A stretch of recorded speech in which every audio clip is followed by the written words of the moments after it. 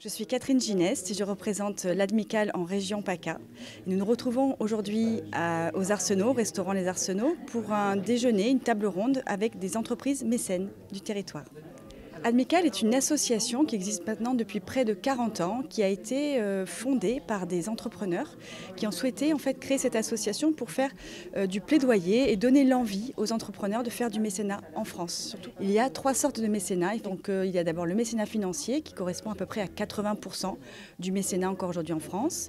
Et puis il y a le mécénat en nature qui se subdivise en 2 façons de faire du mécénat.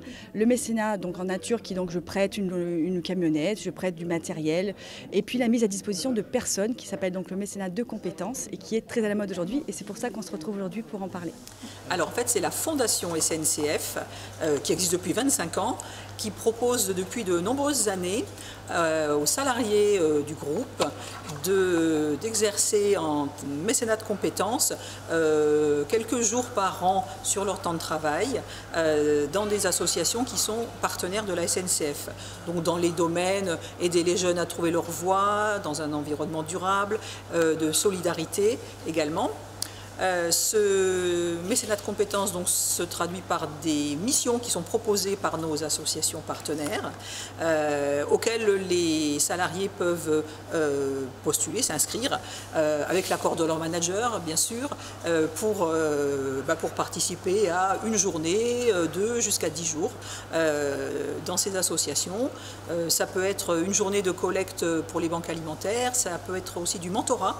Il y a plusieurs dispositifs de mentorat, donc accompagnement de jeunes dans leur, pas dans leur scolarité, mais dans leur parcours, voilà, dans leur vie personnelle, les aider à trouver leur voie. J'ai intégré la banque alimentaire en décembre 2022 dans le cadre d'un mécénat de compétences longue durée. Via donc la fondation SNCF. J'ai choisi la banque alimentaire étant donné que la banque alimentaire des Bouches-du-Rhône recherchait une responsable communication et que en fait à la SNCF c'est mon métier depuis 25 ans. Ce que je trouve ce à quoi je ne m'attendais pas et ce que je trouve assez étonnant, c'est qu'en fait on prend conscience de ses compétences. C'est-à-dire que quand on exerce sa profession dans un même univers, même contexte, et qu'on déporte ses compétences ailleurs, et on se rend compte qu'effectivement, on a un vrai métier et de vraies compétences. Donc moi, je suis en mécénat de compétences pour 2 ans, c'est-à-dire jusqu'en décembre 2024. Donc dans un contexte un peu particulier, puisque je suis en fin de carrière. Donc il s'agira pour moi effectivement de partir à la retraite après ce mécénat de compétences et probablement bien sûr de m'engager en tant que bénévole dans l'association ou toute une autre association puisque effectivement je côtoie dans le cadre de mon métier à la banque alimentaire et de mes missions énormément d'associations. Mais probablement je resterai à la banque alimentaire en tant que bénévole. Est-ce que la région Sud est une région où le mécénat est culturellement très implanté ?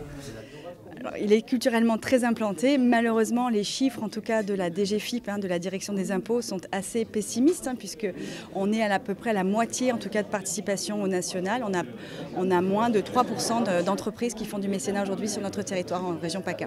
Il y a des régions qui sont un peu plus impliquées de manière culturelle, donc il y a peut-être une raison culturelle, et puis il y a une raison peut-être de méconnaissance. Donc c'est aussi pour ça que nous œuvrons pour pouvoir en parler et de plus en plus.